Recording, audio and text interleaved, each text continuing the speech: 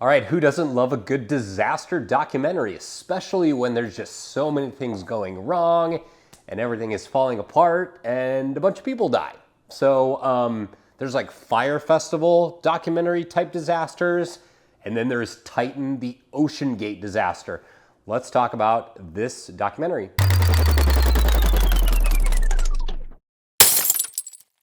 Thank you so much for checking out the video. Before we get started, subscribe button, notification bell, that way you know whenever I post a new piece of content. Okay, have you ever had like a really bad boss?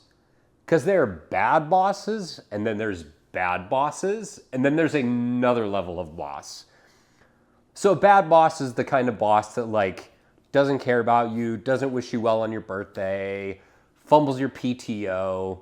You know, and then there's like a really bad boss who like badmouths you or talks down to you or yells and screams at you.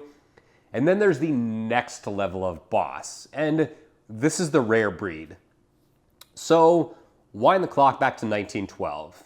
A large ocean liner called the Titanic, which was commonly referred to as unsinkable, sank.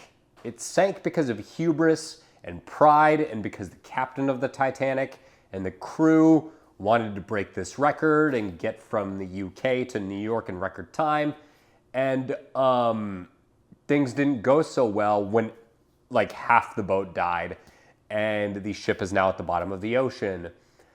A perfect encapsulation of everything that went wrong here happened again in 2023 when Stockton Rush, the aforementioned, like above the worst boss level of bad boss, had this vessel, and he made the hull out of carbon fiber, and that didn't work so well because that's not something anyone had ever done before. It has all sorts of problems because the word carbon fiber has the word fiber in it, and fibers can break, and of course they did, and these people died in the sea, in the Atlantic. So this movie is about that. It's about Stockton Rush and his pride and his stubbornness and his complete just unwillingness to waver, even in the face of everybody saying, hey dude, don't do this, you are going to get people killed. And I think the documentary does a very good job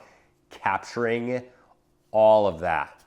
Really, we get like the foundations of the company, we get like his background, a little bit on his relationship with his wife, and like all of these people constantly like telling him, hey, like there's a certain way that you're supposed to do things and a certain way you're not supposed to do things, and one of these things is going to end up going really bad. And all of these people like quitting the company and raising the red flag, and in the end of the day, this guy just saying, hey, like, we're going to proceed as planned, and I'm not going to let anybody die. And then he let 5 people die. So the movie is like really well produced. It has like that nice Netflix polish on it, really good like foreboding music.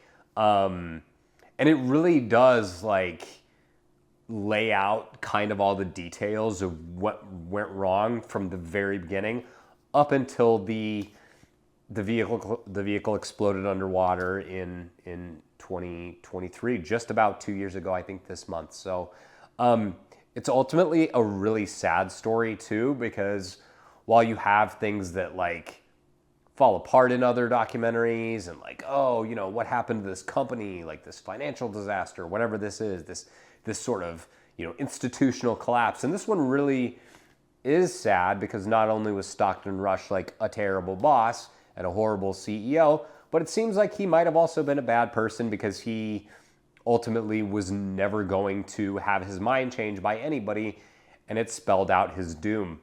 And it's such like, to have this happen with a submersible that is going to the freaking Titanic is just like icing on the cake in this documentary. It really is. It's really sad because this really kind of captured the attention of everybody when it happened. They even had like a countdown chyron on some of the news channels, like showing how much oxygen they have left. I remember this very well. And then it became clear that they were never going to find this thing, and it ultimately, at that point, would have collapsed and imploded. So you just can kind of see everything go wrong, cracks in the hull, the fibers in the carbon fiber breaking.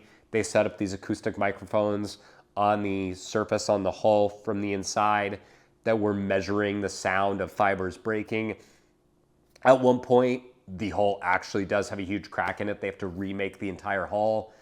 And then they go like with like a cheaper designer, and the little model to scale they have completely collapses and implodes underwater. And they're like, all right, that test failed. We're just going to continue with this exact same carbon fiber. We're just going to bring it up to scale and have it be the full size fuselage of this submersible. And then it cracks. And you can they hear it crack really loudly. And Stockton is just like, oh, whatever, ships make noises underwater. It's like, no, dude, you can't gamble with people's lives like that. And it seemed like he'd gotten to the point of no return, where you have invested so much time and money and energy, and you've had lawsuits against former employees, and you've defended yourself and your stubborn, boneheaded vision so much that to turn back now means defeat, and it means a huge slice of humble pie that somebody of that ego and straight up narcissism is not willing to take. So movie's a great warning about when things go wrong, and ultimately paying the price when safety is not the number one concern when you're doing something like underwater sea exploration. So really good movie, highly recommend. It's on Netflix. Haven't watched any Netflix in a while. It was good to finally pick it back up and watch this one. I really enjoyed watching Titan, the OceanGate disaster. Hit me up in the comments, let me know what you think. Is this movie good? Is it bad? Am I off base on any of my characterizations of Stockton Rush?